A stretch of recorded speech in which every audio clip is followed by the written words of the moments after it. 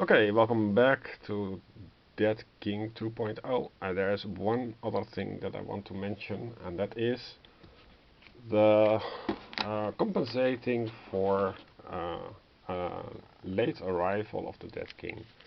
So, whenever you, and as I've shown earlier, you have these attainable quests, like, I don't know, C, A, D, K, and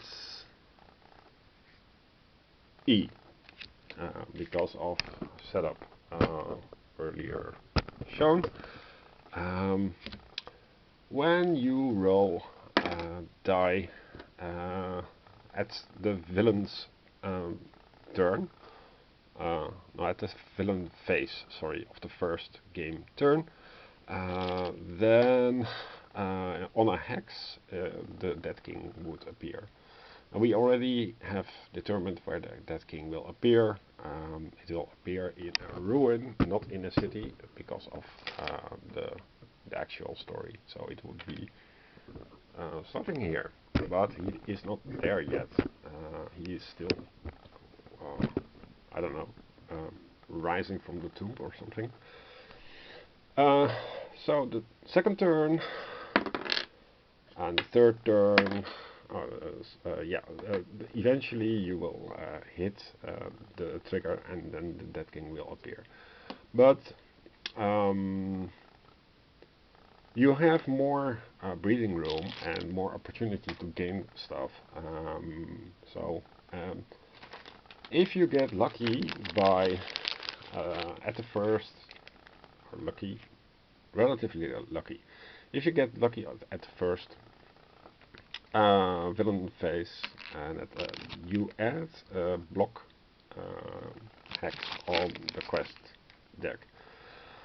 The second time you add a second block quest, and the third time, if you're still lucky, there is no king. King is out for lunch, gone fishing, and at maximum you will have 5 of these block tokens. This means that even when you solve these things by going into a town, handing out the completed quests. So instead of this, you place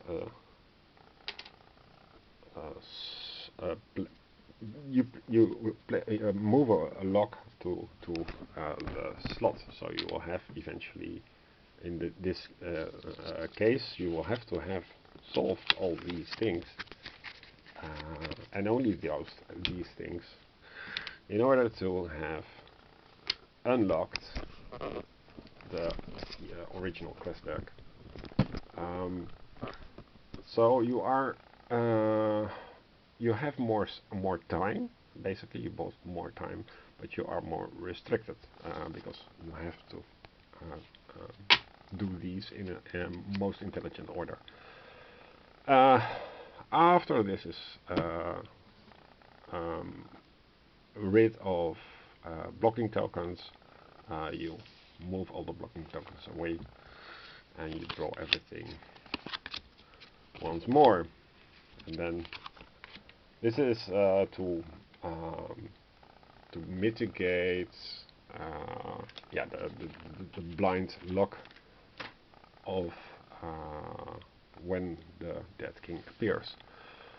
That is all I have to add. So I'm going to make a roguelite version where you can attain things, gain points for things, and the first improvement would be to add, where is it? So to add a second race, but you have to have unlocked, you have to have played one of these races first. So say you placed, there is another race card. let's say you played an orc earlier, and then what you roll is a centaur. This means that you can also add the orc vitals to your roll placard, and with that you have a little bit more of a fighting chance. It becomes effectively because you have to draw them from different favorite opponent things. So what I've shown earlier, spirits versus monstrous humanoids. So you are good against spirits and monstrous humanoids, placed here. Beware that races in Forest of Adrimon, if you want to mix them in, if you are foolish enough to buy both of these boxes. They have a construct as a favorite opponent, and there are constructs in Voa, but not in Valley of the Dead King. But that should not deter you. You just roll one of the favorite opponents that are in Valley of the Dead King and continue as before. So that, and of course, if you gain more perk points, then you gain more power-ups. But the more power-ups you gain, the shorter, I have this colored thing, the shorter that the 4 packs become to increase the difficulty by power-ups. Then the final tip that I would have is, if you plan to store these decks, always store them back to back, like so, and front to front, like so, instead of just like what your average noob would do, like so, because the cards tend to warp. All cards, also professional cards, tend to warp over time, and you will have a crooked deck and will feel bad about it. And if you want to have a good mood, take the trouble before shelving it to store it like so. And this has the added benefit that if you set up to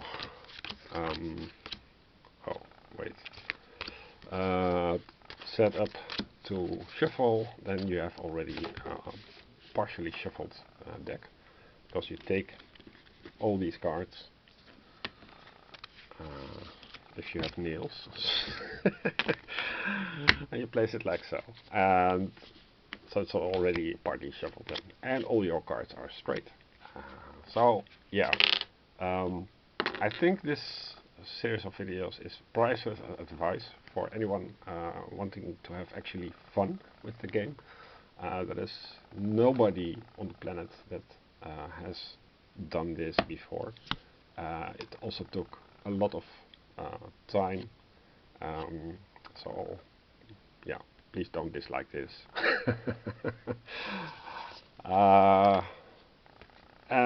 Yeah, I wish you the best. And these Peril cards are really great. I'm going to add them in missions, so you know the Peril card in advance. That's a different setup. So it's set up without Peril cards on the bottom of the backs. Just have this Peril card next to you, and you win the game if you defeat the Peril. That would be a nice challenge. For the rest, the game stays the same, of course. Yeah. I'm still very much in love with the system. The Dead King 2.0 version is an amazing.